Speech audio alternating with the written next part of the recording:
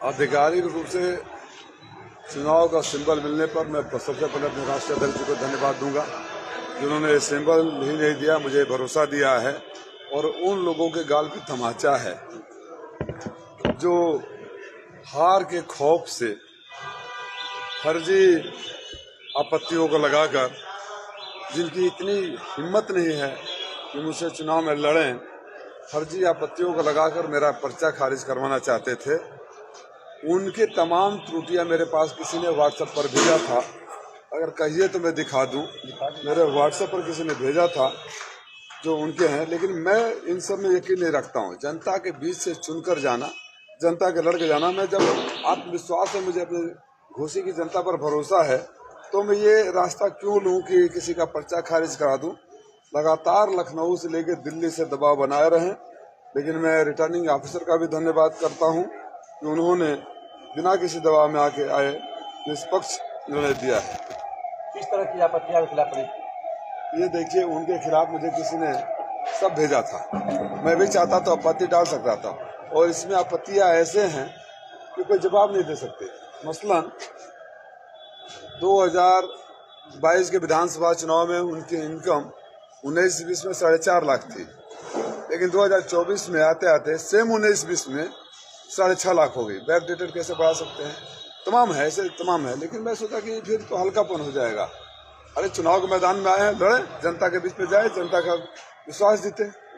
तो जो लोग फर्जी आपत्तियों के सहारे और सत्ता का दुरुपयोग करके खारिज कराना चाहते थे, उन्होंने साबित कर दिया कि वो डरे हुए हैं, खौफजदा हैं, कायर हैं, लड़ने में यकीन नहीं रखते। प्रत्याशी महोदय, अगर सिंबल की क्रमवार की बात करें तो नंबर 1 पर बसपा है, नंबर 2 पर सपा और तीसरे पर छड़ी, क्या रहेगा पोजीशन तीसरे पर छड़ी? देखिए, वो टेक्निकली किस तरह से वो लोग अलॉट करते हैं, मुझे लगता है कि पिछले लोकसभा में जो सांसद रहे हैं यहाँ से संख्या, उसके आधार पर उन्होंने किया है, उससे कोई फर्क नहीं पड़ता। जनता के दिलों में जो 10 साल से जगह बनाया है, वही जनता के दिलों में नंबर 1 पर रहेगा, वही ईवीएम में नंबर 1 पर रहेगा, वही टोटल वोटों में नंबर 1 पर रहेगा। चुनाव लड़ने की रोकने की कोशिश की गई थी। अब बताइए ना, आखिरी समय पर हाथ से लिखकर दौड़ कर जाकर ऐसे ऐसे आपत्ति जिसको देखकर आप फंस जाएंगे। उन्होंने सोचा होगा कि सत्ता का पावर है, बोलते हैं मैं तो मालिक हूँ, यहाँ एक आपत्ति देंगे, वहां से फोन आएगा, खारिज हो जाएगा। कानून नाम की कोई चीज होती है ना। लेकिन जो लोग मंचों से खड़ा होकर छिनैती और डकैती के लिए उपदेश देते हो, उनको कानून पर कैसे यकीन?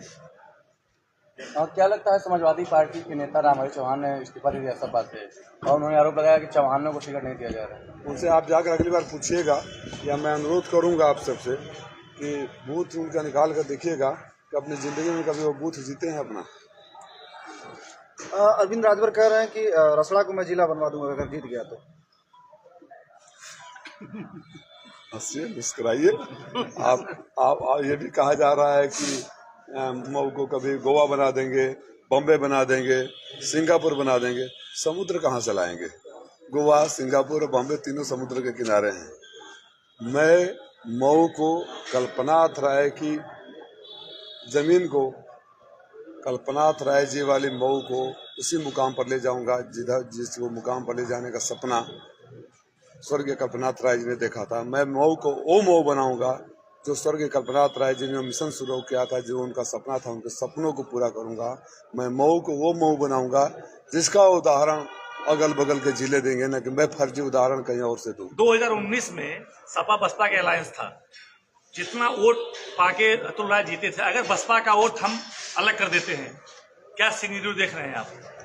2019 में सपा बसपा का जब गठबंधन था, तो हमारे गठबंधन के प्रत्याशी 1,21,000 वोटों से जीते थे। जब सपा बसपा अलग हो गई, 2022 में सपा बसपा दोनों अलग से लड़ी, तो हमारे जीत का फासला, यानी हमारे और बीजेपी के बीच वोटों का फासला 1,40,000 हो गया। ये साबित करता है कि बसपा ने उस समय हमारे साथ रहकर भी धोखा किया। जब वो हमारे साथ नहीं थे तो हम लोग 1,40,000 वोट बीजेपी से ज्यादा थे, जब हमारे साथ थे तो 1,21,000 वोट से ज्यादा थे। जब मान्य स्वघोषित सबसे बड़े नेता जो चुनाव लड़ रहे हैं हमारे खिलाफ, जो कहते हैं कि पूर्वांचल की सारी सीटें उनकी वजह से समाजवादी पार्टी ने 2022 में जीती थी, तो जब हमारे साथ थे तो घोसी की सीट घोसी विधानसभा की सीट हम 21,000 वोटों से जीते थे। जब उनके साथ चले गए तो हमारा जीत का अंतर 43,000 हो गया। मैं राजीव राय नहीं बोल रहा हूँ, ये आंकड़े बोल रहे हैं और आंकड़े झूठ नहीं बोलते। क्षत्रिय वोटरों को लेकर तमाम कंट्रोवर्सी आ रही है, नाराज है, क्या लगता है आपको इस बार चुनाव में जो क्षत्रिय वोटर हैं घोसी के, क्या रुझान दिख रहा है अभी तक आपको? क्या लगता है आपको, चाहे राजीव राय हो, चाहे XYZ हो, चाहे कोई माँ बहन की गाली देकर, जूते मारने की बात कर क्षत्रिय समाज हो या कोई अन्य समाज हो, कोई वोट ले लेगा क्या? अभी एक वीडियो वायरल हो रहा है, उनके जिला अध्यक्ष का वीडियो जो वायरल हो रहा है अभी मेरे पास आया।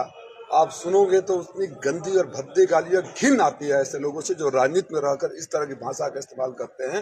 राजनीति में आप विरोधी हो सकते हैं, प्रधानमंत्री जी का हम भी विरोधी हैं, हम विरोधी दल में हैं, नैतिक राजनीतिक विरोध है, विचारों पर विरोध है, लेकिन क्या हम माँ बहन की गाली देने लगेंगे?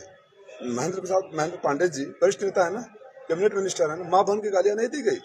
तो आप चाहते हैं कि माँ बहन जब चाहे माँ बहन की गाली दे, जूते मारने की बात करें और नाराजगी दूर नहीं होनी इस बार? देखिए, जो नाराज है वो, मैं अगर बोलूंगा तो आप लोगों से पॉलिटिकल स्टेटमेंट लेंगे, लेकिन आप खुद वोटर हो के इसमें से उस समाज का कोई अगर पत्रकार साथी हो तो अगर अपने दिल से भी पूछेगा तो उसका दिल यही कहेगा कि मैं माँ बहन की गाली देने वाले को, जूते मारने की बात करने वाले को कभी वोट नहीं दूंगा।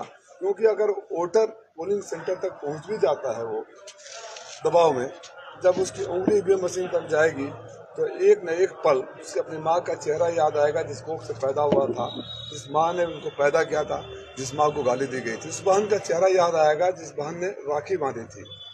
और माँ बहन की गाली सुनकर, राखी बांधने वाली बहन को गाली देकर, माँ पैदा करने वाली माँ को गाली सुनकर, जूते खाने की बात सुनकर कौन वोटर वोट देगा? आप लोग खुद से पूछिए। 23 को प्रधानमंत्री आ रहे हैं घोसी में, आगे प्रचार प्रधानमंत्री आ रहे हैं प्रचार प्रसार। आए तो क्या उनका काम भी प्रचार में तो ही है, उससे क्या फर्क पड़ता है? जहाँ 19 में भी आए थे जीत गए, इसके पहले भी आए थे यहाँ विधानसभा के चुनाव में, सदर की सीट जीत गए।